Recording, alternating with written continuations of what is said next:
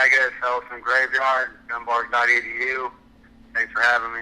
All right, so let's jump into it, man. How did you get the name Megadef? Actually, I kind of used to have a job that I was in a loud, very loud space a lot of the time, and I lost a little bit of hearing. And of course, I don't know, my dad listened to a lot of metal, and not Megadeth. That's a horrible fucking band. It's a crossover band, but he wasn't the original Megadeth. And I like most deaths, and I had a little problem with hearing in one of my ears. I was just like, Megadeth. And I kind of started out screaming a lot of my battles. There wasn't really much. So sometimes I was thinking I couldn't. I don't want to get into it, but now I'm getting accused of whispering. So I gotta find that medium. Yeah. I was actually thinking about that, but we'll get into that shit. So anyway, what exactly is Elephant Graveyard? I mean, Elephant Graveyard, those guys are like some MCs. I mean, they're a group of rappers, more towards, LA and the Inland Empire. There's Napalm, there's Shrapnel, there's Denter, there's Evil Domain, you got Epic that pretty much makes all the beats, Curse Pro, then Chatty joined them, and then they asked me to, join. And but they're mostly they're fucking all dope, man. They make music, they do shows. I think you should check out some. They got a new video out called The Brig, and I'm hoping now that this Grand Prix stops, I can start to try to make some more music. I know they just completed a whole entire album just recently. But all of them are dope battle rappers also, like every single one of them. Denter battles a lot. You can catch Denter versus Joe Cutter. You can see Shrapnel's the guy that they're pushing pretty heavy in Ground Zero. He had a very controversial battle with a vet named Gambit, which I think he got. So they're all real dope. Epic, I mean, he's really underrated. Able Domain, he's really out there on his music. I know he was touring. And you already know Caddy. I mean, I would say they're more real MCs. I've never really claimed to be like a fucking a real MC. I really don't even know what that term is this day and age. You have any pre-recording rituals before you step in the booth? No, not really. I mean, I kind of, I think I write more when it comes to music, like stuff down on paper. But when I battle, I actually don't write anything down. Like my last 4 battles in the Grand Prix, I might write like a thought down and then work a theme over and over in my head. It actually takes me I would say like I'm probably more of a battler, and I'm not ashamed of that. I think the art, I think it's starting to have its own place, and I think you're going to see a lot more of that. And I just, my whole thing on battling is a lot, like everybody says battling is oversaturated. I think rap is generally oversaturated. And there's a lot of guys out there that make music that don't battle, but they think because they've made a fucking CD that they are the ones that should be entitled to battle, and someone that doesn't make music isn't, when that really isn't the case, there's a good chance you make music, and that doesn't mean it's any good. And when you see them battle, you see how, really uncreative they really are, and then it also reflects back to their music, you know what I mean? So that's kind of how I felt when I was going in there against Adversity round 1. Like, I knew he was going to be one of these, hey, I opened for this guy, and I did that, and it's like, who gives a fuck, do you have bars? And this is a totally different environment, so as far as, I've always been able to freestyle a little bit. I got kind of I like entertaining, but I got kind of a different avenue that I want to follow. I got my own path, I guess, so to speak. Music, I'm more the type that if I got some tracks. I have a bunch of tracks as far as what I want to put out. Like I'll probably put a music video out for each one instead of make my 47th mixtape or whatever. Yeah. I don't think we live in that era. I'm completely fine with making one track 99 cents and making money off of that. I'm not, like I said, I never claim to be the real MC or whatever the fuck that means. Nice. Should I agree with you on that? I'm getting Google checks right now. Yeah, I mean, it's just a different time, you know, like, a good example, you know, like before the Diz battle, you know, everybody thinks Cannabis was this amazing guy, and it's like, you know, he had a bunch of bars that were incoherent, and then they just rhymed, and he rapped them, and he put them on YouTube as a freestyle, and then you watch him in the real, you watch him, he couldn't even, like, couldn't freestyle, and now you got people that are on their couch now that battle and, like, even prove yourself for Ground Zero, and these are people that are probably never going to get picked up by the industry, but their writing is so much more evolved because it has to be more evolved in the day and age we live in. So it's funny, like these guys that we looked at, like as their hip hop guys, they really are just fucking average compared to your run-of-the-mill battle MC that's sitting at home trying to put in work. If I project, I think I could definitely think I could compete. I think I'd have been on top of my shit last time. I don't know, man. I like to stay humble. I don't want to. I feel like I can. Yeah, I do. Honestly, do. So take out the strong word because there's so many disaster fans out there, and this shit being so subjective. You know, what is someone's version of take out? You know, like somebody that like URL type shit might be like, oh, I took them out, but then you might have some person that's into that, you know, flippity dippity shit, and might say, no, I didn't. So it's really all subjective. You got to really annihilate somebody, and that's really hard today with the shit being so subjective with the styles to really put somebody away. You know what I mean? yeah. Like in the Koval battle, I'm not talking shit, but his shit was just so badly written and so boring that I used to walk into places all the time against Disaster. No one knew who the fuck I was. Against Reverse on 2 days' notice, everybody was on the other side of the room against me. I always walk in the bad guy. Against Koval, I'm finally rapping in a place where I'm starting, people are, you know me from my area. And this guy had really not good content, and I would say I was a 3-0 body bag, spit that fool up real bad. I mean, people were not, if you got good bars, people will react to them, you know, that's just how it is. Like, if a joke is funny, you're not sitting there going, I'm going to try my hardest not to laugh at this. That's so bullshit, dude. If the joke's funny, you're going to laugh at it. You got crickets, and it's just, you know, it's all subjective, you know what I mean? Yeah, man. All right, well, look, speaking of which, let's jump into the DDSS battle. Uh-huh. And real quick, I felt like the whole projection shit, and this part's going to be taken out. This is just for your answer. You can add all this shit. I'm free to talk about all this. I don't care about this. Okay. I'll tell you exactly what happened. I felt as though, like, yeah, there was the problem with the projection, like in the Diz battle. Niggas probably thought, or people probably thought you were coming a little too hard. And then the AM battle and shit like that, you started quieting. And then in the DDSS, I seen you switch to the old Megadef, like, yo, this shit ain't working. And then you just, like, you feel me? Yeah, but I was way quiet in the DDS battle, and, I'll take it back to the disaster battle. I got the disaster battle, and I got sponsored for that battle, and I put up no money for that battle. You know, disaster's going to get, unless you're Detour or some guy like that out there that's completely horrible, you're going to do good views against Disaster, Jersey Flip. People knew I was aggressive, they knew I would get in Disaster state, so it was a win-win situation. You know, you're going to watch it. If he bodies me, cool, everyone's going to watch it. If I do even remotely well, people are going to watch it. And that's what they got out of it. I got the call the night before, you know, I was supposed to do 5 minutes shows versus pros. The shit was, you know, unlimited as Disaster. Okay, cool, whatever. What am I going to say? No, I'm not going to do it. During that time, you know, the dude named Christian A1A was running the fucking show, and he's like, since we're doing this for you, and like they're doing me a favor, you know, I guess it was a good favor. You got to battle Jake Gallagher in 2 weeks. If you look at the time, I battled Jake Gallagher 2.5 weeks after I just faced Disaster. And Disaster was in the building. Wrote for Jake.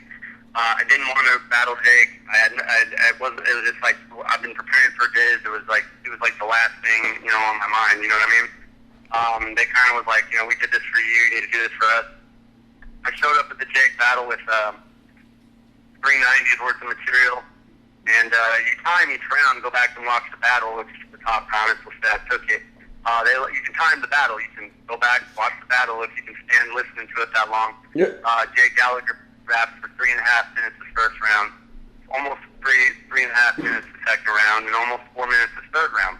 I didn't want to look at Christian like, are you fucking serious? And be like a crybaby. And then this shit got judged. So, with that being said, J-Pro cleared all that up when he battled him, and he put Jake away, and then Jake didn't battle again until he lost in the tournament. But, yeah, so entering the GP, I knew that I knew that I can rap. I know that I have the ability to rap in this whole 4-bar setup, screaming into a big punchline. I was like, I've been telling the homies I'm going to try this. They're like, well, people aren't used to you rapping like that. They want you to be like, Megadef, Yeah. I'm like, whatever. I knew that finally I wasn't in there against the KG the Poet or a Reverse Live on 2 days' notice or a Diz. I was in there against an adversity, and to me, I was like, all right, I'm the vet. I'm gonna fucking prove that I'm the vet and show that I can out-rap this guy, and I did that. And against AM, nobody said I was gonna fucking do shit against him. I had my shit prepared, probably for AM. Been writing for him. I wrote shit before him before I even wrote for Adversity. And I knew when he acted like he didn't, I could say he acted. He said he didn't know when the dates were, so maybe he didn't. I'm going to take him on his word. He's a good guy. But he needed 2 weeks more. That's fine. I just sharpened my shit. I knew I was going to destroy Cobalt when I got up to Canada. Let's just say that I don't want to make excuses. I just took advantage of a lot of hospitality out there. And when I showed up, there wasn't a pit with people around me. It was a stage. Yep. With a fucking Mama Said Knock You Out mic hanging down. And they could have mic'd this up. If they'd have mic'd this up, I could have moved around. People would have hurt me, and I wouldn't have had to stood in one spot screaming into a mic. And I kind of just did what the fuck I wanted to do. And the results was, sound like fucking Young Whispers McGillicuddy out there. So that's pretty much what happened. I did show up, and it was a fucking wax buffet. Pretty much went down between 10 a.m. to 8 p.m., so I was taking advantage of some of DC's finer gaps and probably was a little bit too calm in my battle, which will never happen again. Right. And did you ever did you end up writing any bars for Step Easy, assuming you were going to beat DDSS or whatever? No, not really. I just want to keep it. I don't want to say that the battle was draining. For me, the big battle was AM. I felt like if I beat AM, I was going to beat everybody else. I want to say I was looking past DDSS, but this tournament it pits you against a lot of guys you really don't have any interest in writing for. Cobalt was like, I was just like, I just wasn't really there, to want to write for that guy. And the whole thing was, don't fuck up when you get Canada, but I wasn't like extremely pumped to write for DDSS, so which is probably my fault. Do you feel it? I was dropping like I had some bars from a battle which I didn't want to really use because me and the homie Shrapnel had battled, but I had a good bar, some good bars there, and on Daily Duels you're not going to get the kind of views that. Sometimes you spit some bars in a battle that didn't get the views that you wish those bars would have got. And I was going to use them as a closer, actually. I didn't give a fuck if they were recycled or not. They were dope bars, and it was going to be on a bigger channel. But at the end, for some reason, I just chose not to spit them. Yeah, keep it exclusive, I guess. I don't know what was going through my head. It was like, I'm recycling, don't do it. But I think if I would have spit those bars at the end, I would have put him away. All right, so look. Taking nothing from you, from your skill, from, removing nothing, do you feel as though the Basement 818 crowd that day during the AM battle was a little biased? Nah, I don't think that's fair to say to me. I'm from the 818, like I said, takes the reverse battle, takes the Diz battle. Are people going to rock with me? Yeah, but sure, like, finally I got people rocking with me, and motherfuckers want to hate for that. So I finally, okay, so I got me some fans. Oh, wow. I think I put that out in the middle of my battle, like, he never developed a fan base, is much more going to push the only battle that, there's no shots fired at AM. He's probably the most underrated, exactly, best writers, best battlers in the fucking Fresh Coast, but I think that day I had him beat with jokes. I had him, I was bars. I think, I was on my game that day. He wasn't on his game, but I think that I was better that day. Yeah, nah, it transfers on camera. You still got the win clearly. But I felt as though AM, like either he wasn't hitting or to them he wasn't hitting. He is from another area. I don't know. Well, when you're also explaining your bars to the crowd, which he did that like 3 times, waiting for people to catch it, and if he didn't catch it, he'd get irritated and he'd point to someone, you got it, you know what I'm talking about. Like that, I'm like the Shakespeare, because I'm poison here. And then, like, yeah, I got, I mean, it's just like when at the end of the BDSS battle, when I said, oh, that's all I got, that sounds defeated. There's certain things you do, and when you're having to point out your bars in a battle, when I'm saying my shit is just hitting, I don't know how else to explain it. No, it's all good.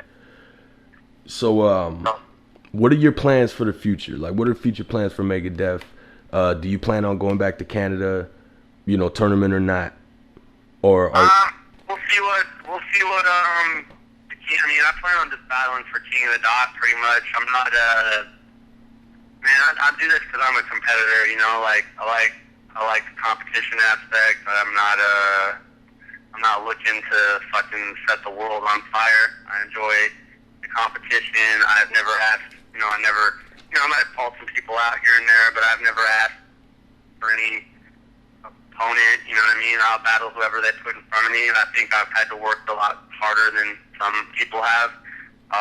There ain't a lot of people that face guys like Reverse, AM, and JG the Poet just in ground zero. I kind of feel like, if I'm ever blessed with a main page battle, I don't think the opponent is going to be of that caliber right off the bat, and I think that'll be a good thing for me. And hopefully, if some doors are open for me, I'll be able to shine. I like to have a couple main page battles and, see where it takes me, but I just take things day to day, man. I work on my own stuff. I got a music video that'll be out pretty soon. I'm working on a project right now. But yeah, I'm going to be working on some stuff with the Elephant Graveyard, and we'll see what's up. But as far as battling, yeah, I don't plan on really battling anywhere else. King of the Dot, I hope I've showed that I'm definitely ready for the big show at this point. All right, for sure. So no more daily duels. I can't say that. Lex is the homie. I mean, it's something, I don't know. He's a homie. That'd be something pretty cool, but it is what it is. But I'd like to, get a main page battle. It's kind of like where I'm at right now. All right, so look, this is my closer, but I got to throw this in for the fans, and then I'll throw my closer in. Who's your top 5? Top 5 right now is gonna have to be, in no order, Big T, D-Magic, JC, I feel.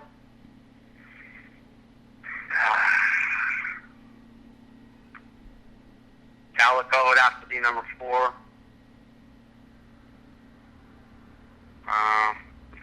5 would be pretty tough. I'd probably say Surf. Nice. I thought it was Arse, but it's all good. Nah. All right, so I think Big T's the best right now. I think Big T could go to any league, any crowd, and I think Big T'd be the guy that would handle Lux, and I'm not, I think he's just controls the crowd, you know what I mean? Like, you just kind of automatically respect his presence. That's how I feel. So I think Big T right now is, honestly, and then D-Magic is a problem for anybody out there. Yup. Damn. Rest in peace, Charlie. I'll edit that out, but anyway. All right, so where can the fans find your music? Where can they locate you, contact you, hit you up for verses, beats, collabs, anything? You can hit me up on Megadef on Twitter. That'd be _ small mega, big F, small MEGA, big DEF _ Twitter, or you can just go to Megadef TV on YouTube. I got some tracks there, a lot of my battles and shit like that. But yeah, pretty much it. All right, man. It's been a pleasure. I appreciate it. Y'all motherfuckers has been blessed. Megadef 11.2.